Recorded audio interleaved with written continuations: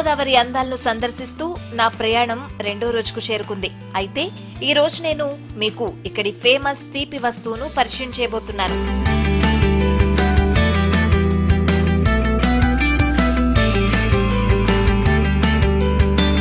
ఆహా ఏమి రుచి, అనరా మైమరచి, రోజూ తిన్నా కాని మోజే తీరనిది.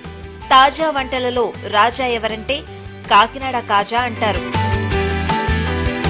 కాకినాడ వెళితే కాజా రుచి చూసి రావాల్సిందనేది ఒక నానుడి. కాకినాడ ప్రత్యేకత ఏమిట్రా అని అడిగితే కాజారా అని చెప్పేవారు ఉన్నారు. కేజీ 200 నుంచి 250 వరకు విక్రయిస్తున్నారు. వీటినే గొట్టం కాజాగా కూడా పిలుస్తూ ఉంటారు.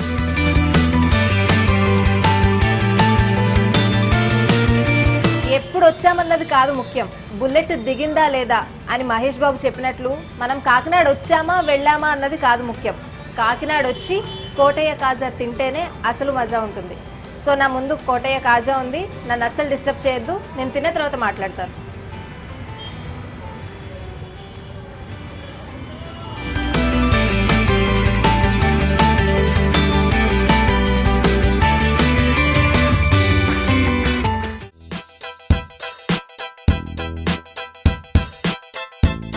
కోటయ్య కాజాలు రుచి చూసి ఆ తన్మయత్వంతో ఉన్న నాకు సుబ్బయ్య హోటల్ పేరు వినగానే అక్కడికి వెళ్లి ఆ హోటల్ రుచులు చూడాలనిపించింది. కోటి విద్యలు కూటి కొరకే అంటారు. కోట్లు సంపాదించినా నోట్లు తినలేం, బంగళాలు కట్టినా బంగారం తినలేం. ఇదంతా ఎందుకు చెప్తున్నాను అనుకుంటున్నారా? నాకు ఇప్పుడు చాలా ఆకలేస్తోంది, అర్జెంటుగా ఏదో హోటల్కి వెళ్ళి తినాలి. ఫస్ట్ కాకినాడ వచ్చాక ఏదో హోటల్కి ఎందుకు వెళ్తామండి? సుబ్బయ్య హోటల్కి తప్ప. ఎందుకు అంటారా?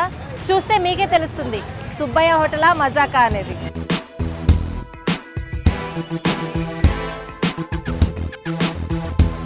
సుబ్బయ్య ఈ పేరు వినగానే ఈ హోటల్కి వెళ్లిన వారెవ్వరైనా ఉంటే ఒక్కసారిగా వారి జిహ్వనాడులలో చలనం రావడం ఖాయం. ఆ ఆలోచన రాగానే ఈసారి కాకినాడకు వెళ్తే తప్పక ఫ్యామిలీని తీసుకెళ్లాలని అనిపిస్తుంది.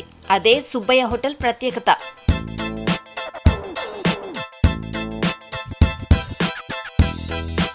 చూడటానికి హోటల్ సాధారణంగానే ఉంటుంది. లోనికి వెళ్తే గాని తెలీదు రద్దీ ఎంతుంటుందో. ఆర్డర్ ఇచ్చారంటే తీసుకురావడానికి అర్ధగంట సమయం పడుతుంది. ఇక వడ్డించడం మొదలైతే ఉంటుంది. ఇస్తరాకు ముందు పెట్టి, సార్ ఈ ఐటెం రుచి చూడండి, సార్ ఆ ఐటెం రుచి చూడండి, సార్ మరో ఐటెం రుచి చూడండి, ఇలా ఐటెంల వర్షం కురుస్తూనే ఉంటుంది. సుమారు 25 నుంచి 40 రకాల ఐటెంల రుచి చూడక మానరు ఆ హోటల్లో.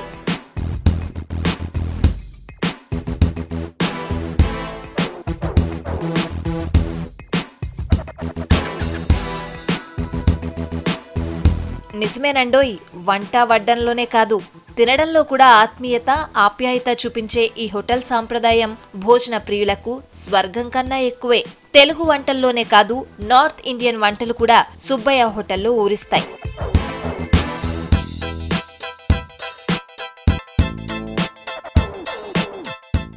రెండవ రోజు పగలంతా ఆనందంగా గడిపిన నేను రాత్రి బస చేయడానికి మారేడుమిల్లి ఫారెస్ట్ కి వెళ్తున్నాను.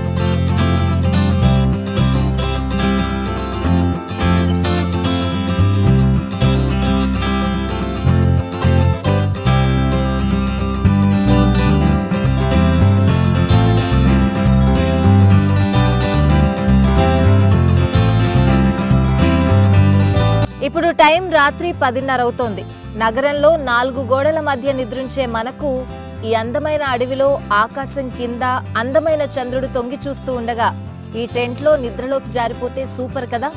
కొంచెం చలిగా, ఇంకొంచెం భయంగా, చాలా ఎక్సైటింగ్ గా, థ్రిల్లింగ్ గా ఉంది. చందమామకి బాయ్ బాయ్ చెప్తూ పొద్దున్నే సూర్యుడికి గుడ్ మార్నింగ్ చెప్దాం. ప్రస్తుతానికి గుడ్ నైట్.